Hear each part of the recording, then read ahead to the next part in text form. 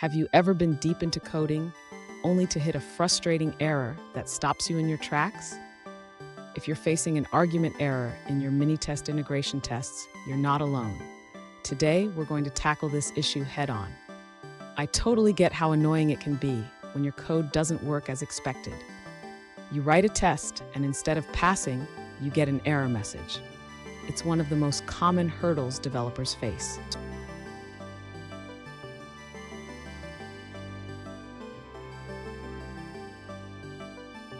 Here's the specific situation we're looking at. A user implemented an integration test using Minitest, but they encountered an error message stating argument error, unknown keyword session. They want to know how else they can set session information. Sound familiar? Let's dive into this together. So, what could be causing this error?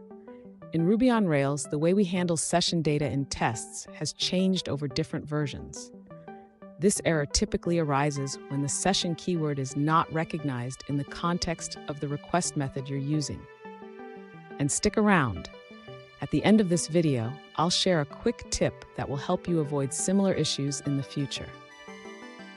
To resolve the argument error regarding the unknown keyword session, the user should first understand that Rails 5.0 does not support passing session data directly in the get method. Instead, they can use a different approach. The user can set the session data by using the withSession method. This method allows them to simulate a session for the duration of the test. Alternatively, the user can also use the post method to set the session before making the request. This method allows them to create a session and then perform the GET request. Lastly, the user should ensure that their test environment is correctly configured to handle sessions. This includes checking the test helper files for any necessary setup. Fun fact, did you know that the first version of Ruby was released in 1995? It's come a long way since then, just like our coding skills. Now, let's look at the answers provided by other users. This user points out that in Rails 5, accessing the session and controller tests is no longer possible. They explain that integration tests do not allow you to set session information directly. That's all on that answer. Let's take a look at another one. An alternative approach suggests that integration tests in Minitest simulate a browsing session. Instead of passing session variables directly, you should first make an initial request to initialize the session. After that, you can update the session state and make subsequent requests.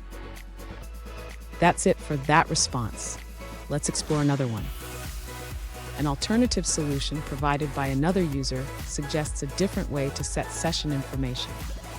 Instead of passing the session as a keyword argument, you can directly assign the user ID to the session before making the request. Here's the quick tip I promised. Always check the documentation for the version of Rails you are using. It can save you a lot of headaches when dealing with changes in syntax or methods. And there you have it. By adjusting how you set session information in your tests, you should be able to avoid that pesky argument error. If you found this video helpful, please hit the subscribe button for more coding tips and tricks. And remember, keep coding and keep learning.